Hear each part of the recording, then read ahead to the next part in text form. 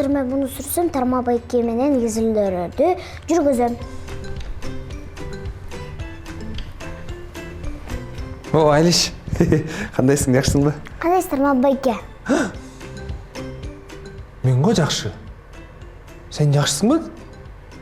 Я. Мен сопсоңмун. Сопсоңун. Бирок андай көрүнгөн жок. Анткени сенин көзүңдүн алды кызарып, бир башкача бозоруп кетиптирсиң. Я. Ооруп атасыңбы? Же уктаган жоксуңбу? Айлиш. Мен билдим. Сен түнү бою телефон чыкылап аткан окшойсуң, Жок тарма байке, болгону мен изилдөөрдү окуп калдым да.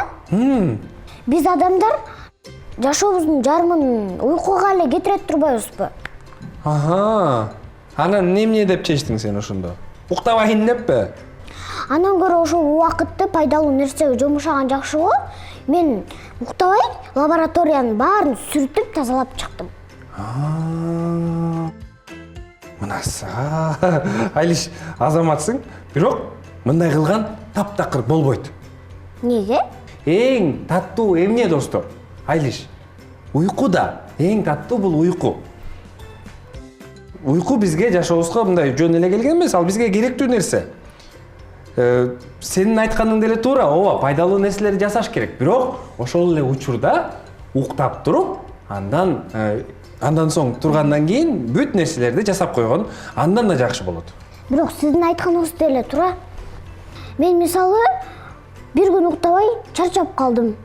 Биз уктап энергия топтобосок эч нерсе кыла албайт экенбиз. Көрдүңбү? Ошондой да. Уйку бизге энергия берип турат. Айлиш, анда сен уктап эс алып тур.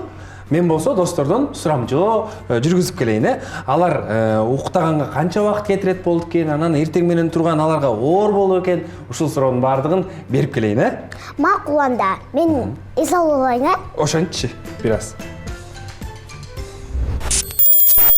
Күнүнө 6-7 саат уктайм. 8-9 саат уктайм примерно. 8-9 саат уктаган туура болот. Мен 8 саат уктайм. Негизи 10 же 11 саат. Анткени саат 9-дан кийин саат 7-ге чейин туруш керек.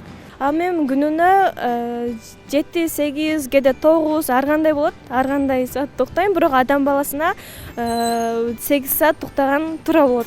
8, 7, 9дай. 9-8.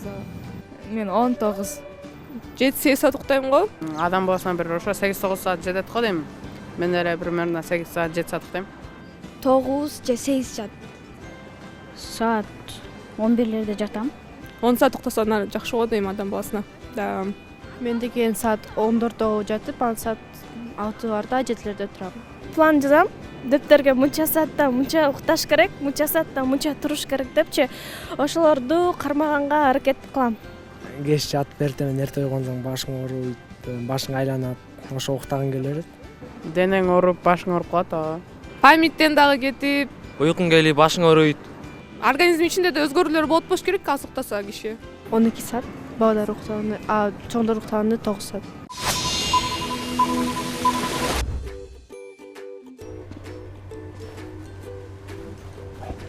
Айлиш, уктап калган. Турбайсыңбы?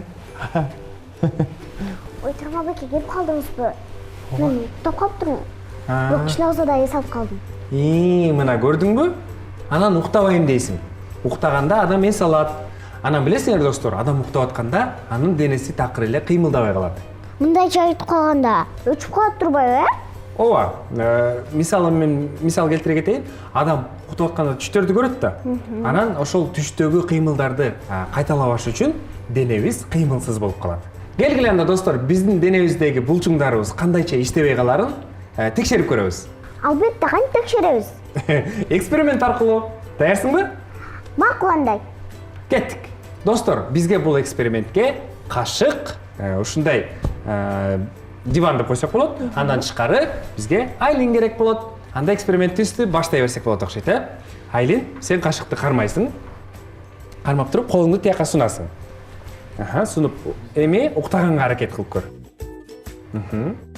Мынакей, достор. Колдору болсо, колу сунуп турат. Айлиш, сен денеңди толук эркин сезип, уктаганга аракет кылып көр.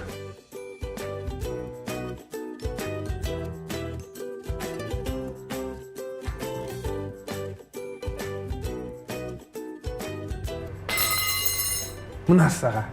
Достор, көрдүңөрбү? Биз уктайын деп жатканда биздин мээбиз булчуңдарыбызга сигнал берет.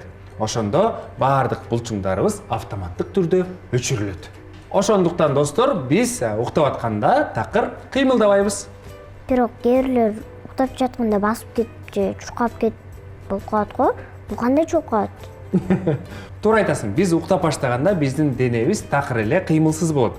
Бирок биз уйкунун орто ченине жеткенде, ошондо тез уйку деп коет аны. Ошол учурда биздин мээбиз ойгонушу мүмкүн. Ошол ойгонгондо биз же кыймылдап салышыбыз мүмкүн, же болбосо сүйлөп ийишибиз дагы ыктымал. Ал эми кээ бирлер да уктап жатканда көздөрү кыймылдап кетет го. Ооба Айлиш, туура айтасың. Андай дагы болушу мүмкүн. Биз уктап атканда жана айтып кеттим го, тез уйку фазасы депчи. Ошол учурда биз эмоционалдык түштөрдү дагы көрөбүз. Ошол учурда өзгөчө биздин көзүбүз дагы кыймылдашы мүмкүн. Денебиз дагы кыймылдап кетиши мүмкүн. Андан көрө ал тууралуу бизге биздин профессор кененирээк айтып берсе кандай болот дейсиң? О, чын эле. Профессор, анда сөз сизде. Салам достор, силер менен жөнөкөй профессор. Жакыныраак отуруп жайгашкыла. Бүгүн силерге баарыбызга жаккан уйку тууралуу айтып берейин. Уйкуну эмне үчүн ойлоп тапканын эч ким билбейт. Айлиш айткандай эле биздин жашообуздун 1/3 бөлүгү уйку менен өтөт. Биз ал убакта кыймылсыз, алсыз жана ачка болобуз. Бирок ал ар бир жандуу заттын баарына абдан керек. Силер дагы Айлиш сыяктуу уйкунун ордуна башка пайдалуу нерсе менен алек болгонун жакшыраак дешиңер мүмкүн. Бирок биз уйку маалында гана толук эс ала алабыз. Ошондуктан чарчоонун эң биринчи белгиси уйкусуроо. Эгер силер болбой эле бир нече күн уктабай жүрөм десеңер, силер ооруп, ден соолугуңарга зыян келип, аягы жаман бүтөт. Биз уктаганда эс алуудан тышкары атайын клеткалар активдүү иштешет дагы, ар кандай оорулар менен күрөшөт. Жана дагы организмдеги ар кандай бузулуулар оңолот. Жана дагы уйку экиге бөлүнөт. Жай уйку болуп жана бат уйку болуп. Алар бир түндө болжол менен 5 жолу алмашып турушат. Эң алгач жай уйку кетет. Мээбиз уктайт, дем алуубуз жайлайт, анан пульс азаят. Анан биз ал убактагы түштөрүбүздү дагы эстей албайт экенбиз. Жай уйкудан кийин бат уйку келет. Ал болжол менен 5-10 мүнөткө чейин созулат. Биз ал убакта уктай беребиз, бирок биздин мээбиз иштеп баштайт. Мээбиз биз бир күндө чогулткан маалыматтын баарын иргеп чыгат. Бат уйкунун жай уйкудан дагы бир айырмасы бар. Бат уйкуда биздин көздөрүбүз кыймылдай берет. Себеби биз бат уйкуда түстүү, эсте каларлык түштөрдү көрөбүз. Кандай гана болбосун, уктаган абдан сонун. Туура уктоо бизди эс алдырып, күч жана энергия берет. Уйку бул жашоо. Профессор туура айтат, чын эле таттуу уйкуга эмне жетсин? Ооба, уйку таттуу, уйку жакшы нерсе, бирок таттуу деп эле кечке уктай берген болбойт. Негизи адам орточо эсеп менен 7-ден 9 саатка чейин уктайт. Ал эми ымыркайлар 14-төн 17 саатка чейин уктайт. Бул алардын нормасы. Бирок кээ бир адамдар барбы? 3-4 саат уктаса деле эс алып калат го. Ооба, андайлар дагы бар.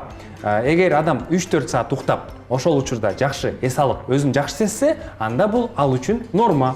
А эгерде Айлиш мисалы сен 9-дан 12 саатка чейин уктап, өзүңдү ошол учурда жакшы сезсең, ал мисалы сенин нормаң болушу мүмкүн. Ал эми ал дагы жетпесе, анда демек ал адамга кандайдыр бир витамин жетишпейт. А эмнеге биз кечинде уктайбыз? Биздин организмибиз кечиргенин кантип билет? Сонун суроо, Айлиш. Бул суроого дагы биздин жоопторубуз бар. Аны достор, албетте биз эксперимент аркылуу көрсөк сонун болот. Даярсыңарбы? Кеттик. Бул экспериментке достор бизге глобус, фонарик жана ошондой эле көздүн макети керек болот. Алып келе калайын,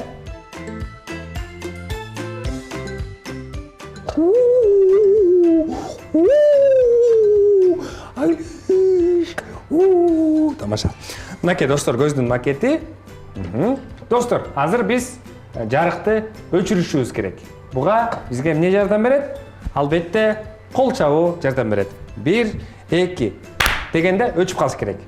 Азыр байкайбыз. 1, 2, 3. Мынасы. Жарык өчтү. Мынакей биз көрүнүп атабыз. Бул мен. Айлиш мынакей достор. Мен гана, мен мына. Бул фонарик бизге эмнеге керек? Бул фонарик күндүн ролун аткарат. А бул глобус биздин жерибиз. Кыргызстан бул жерде. Өзүңөр көрүп тургандай эле. Азыр күн Кыргызстанга тийип атат. Анан мынтип күн кеткенде Кыргызстан караңгы, көрдүңөрбү, караңгы. Ал эми Африка жарыгыраак. Мындайынан айлантат. Күн ушинтип мынтип ар бир жерге тиет да. Бир жагына тийип атканда бир жагы күндүз болот. Ал эми экинчи жагы тиги тараптына булчурап, Айлиш, көрдүң да, могул тарап. Караңгы болот, кечинде болот аяк. Ошондо күн менен түн ушинтип алмашат турбайбы? Ооба. Туура байкадың. Бирок биздин организмибиз кечкиргенин кантип байкайт? Эми достор, бизге албетте жарык керек. Кайрадан күйгүзөлү. Кана, Айлиш, 1, 2. Эми достор, элестетели. Күн менен түн алмашты. Биздин организмибиз кантип сезет? Достор, биздин көзүбүздө клеткалар бар, майда клеткалар. Алар күндүн жарыгына реакция беришет. Ошол учурда биздин мээбиз күндүн чыгышын байкайт, сезет. Достор, андан тышкары бизде мелатонин деген кечки гормонубуз бар. Ал кечинде пайда болот дагы бизди уйкуга даярдайт. Андан тышкары кортизол деген күндүзгү гормон бар. Ал эртең менен пайда болот дагы бизге энергия берет. Анан Айлиш ошол эки гормон бири менен алмашып турат. Кечинде мелатонин пайда болсо, эртең менен кортизол пайда болот экен. Эртең менен мисалы биз эмнеге күчкө толуп калабыз? Анткени мелатонинибиз азайып, кортизол көбөйгөндө ошондой жыйынтык чыгат. Ал эми биздин көзүбүздүн клеткалар кечкиргенин түшүнүп, кайра тескерисинче болот. Туптуура айттың, Айлиш. Андан тышкары биздин кечинде уктаганыбыздын себеби бул эволюция болгон. Мурунку адамдардын көздөрү дагы күндүз жакшы көрүп, ал эми кечинде жакшы көрбөй калган. Ошол себептен алар күндүз аңчылыкка чыгып, ал эми кечинде ошол жырткычтардан тескерисинче жашынып, уктачу, эс алчу. Мына ошондон бери ошол нерсе калып калган. Анда ал байыртан эле келген турбайбы? Бирок кечинде уктаган келбей калат го, кеде. Ооба, Айлиш, анын да себеби бар. Ага биздин колубузда кармап турган телефондорубуздун көк түсү таасир этет. Телефондогу көк түс биздин мээбизге күндүз деген белгини берип коет дагы биздин уйкубуз качып кетет. Ошон үчүн аз колдонгула дейт турбайбы, Ооба. Негизи уктаардын алдында 1 саат пауза алып, телефонду колдонбой эле койгон жакшы. Туура айтасыз. Бирок биздин досторубуздан да сурап көрбөйбү? Алар кечинде телефон колдонобу? Ошону сурап көрбөйлү. Мейли, сонун болот. Мен барып келейин. Кеттик анда, ким билет? 1 саат телефонду 1 саат көрбөй уктайм. Кечинде саат окуп туруп кайра уктайм. Чукасам эртең менен чукайм. Кечинде көп деле телефон көрбөйм, поэтому легко вставать. Мен телефон сындырагам, сразу эле барганда уктайм сразу эле. Кечинде эрте жатыш керек. Көп телефон чуклабай. Эми любой адам телефон чукайт да түндө. Ушат. Эртең туруп каласың, аны ыйлап жатасың депчи. Меники урушпайт. Иногда телевизор көрөм и телефон чукпайм. Колдонам, айтканда өчүрүп коем. Билбейм, телефон көрүп жатсам, уктап калам.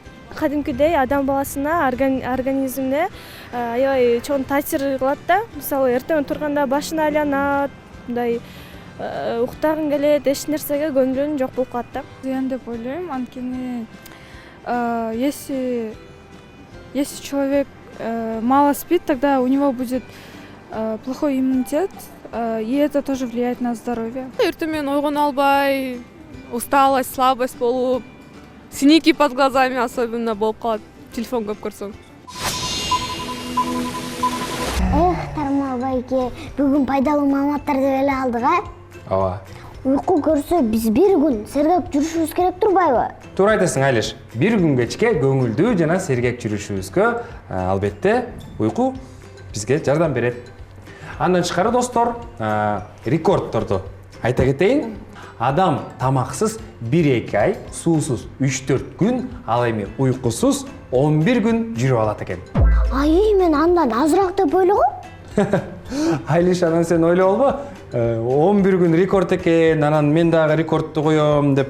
Уйкунун жетишсиздиги мээнин начар иштешине жана ошондой эле психикага, жалпы ден соолукка начар, жаман таасир берет. Ооба Тармакбек, мен уйкусуз жарым күн эле чыдайт турбаймынбы? Көрдүңбү Айлиш?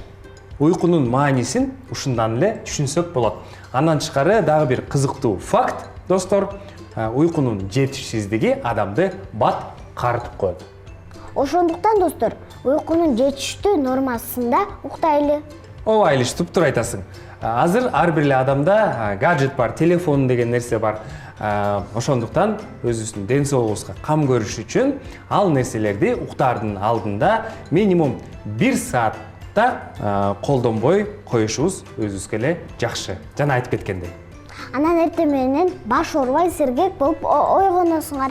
Ооба, биздин досторубуз бүгүнкү теманы мыкты деңгээлде түшүндү болуш керек, Алар акылдуу да. Анда достор, силер менен коштошобуз. Кийинки көрсөтүүлөргө чейин. Силер менен Айлиш, Тармал Байкеңер жана ошондой эле сүйүктүү профессоруңар болду. Көрүшкөнчө.